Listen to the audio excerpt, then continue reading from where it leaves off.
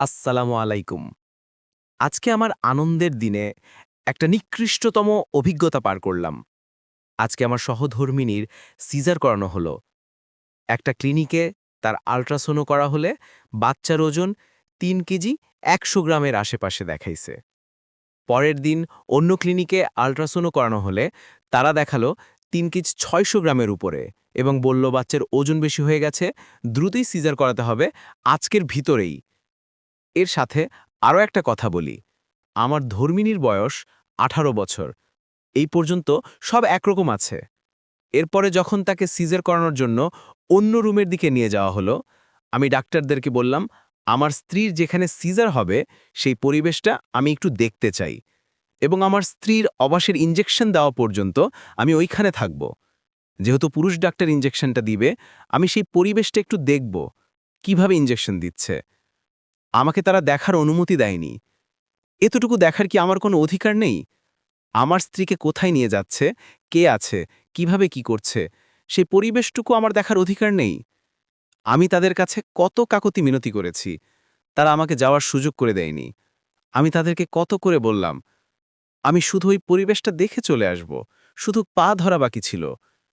আল্লাহ আমাকে যে স্ত্রী অর্থাৎ মহামূল্যবান সম্পদ দান করেছেন এবং তাকে গোপনে আগলে রাখার দায়িত্ব আমাকে দিয়েছেন। যখন তারা আমাকে ওইভাবে মুখের সামনে না করে দিল, আমার স্ত্রীকে কোন পরিবেশে কিভাবে ইনজেকশন দিচ্ছে, তাও আবার পুরুষ ডাক্তার, আমি নাকি দেখতে যেতে পারবো না। ওরা বলছে এমন নাকি নিয়ম নেই।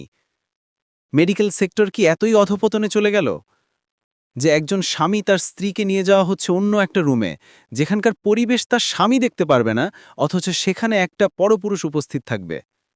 ওরা যখন আমার সাথে এমন আচরণ করছিল, আমার বুকটা যেন চিরে যাচ্ছিল। মনে হচ্ছিল পুরো ক্লিনিকে আগুন জ্বালিয়ে দিই। যারা আমাকে মুখের সামনে না করে দিয়েছে, তাদেরকে যদি সুযোগ পাই কুপিয়ে হত্যা করব, এমন মন মানসিকতাও তৈরি হয়ে যাচ্ছিল। এই পোস্টটা দেওয়ার উদ্দেশ্য হলো, আমাকে কি কেউ জানাবেন এমন কোনো আইন আছে কিনা যে আইনে আমি সেই ক্লিনিকের বিরুদ্ধে মামলা করতে পারি? যদি আমাকে কেউ জানান, এ বিষয়ে যদি কোনো প্রকারভাবে কোনো মামলা করা যায় কিনা, ইনশাল্লাহ আমি রাজি আছি মামলা করার জন্য।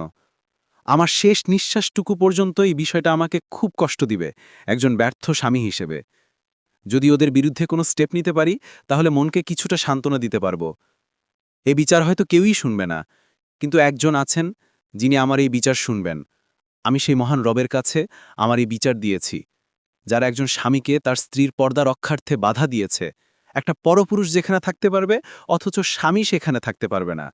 ইনশাল্লাহ এর বিচার একদিন হবে। প্রত্যেককে একে একে আল্লাহর কাঠগড়ায়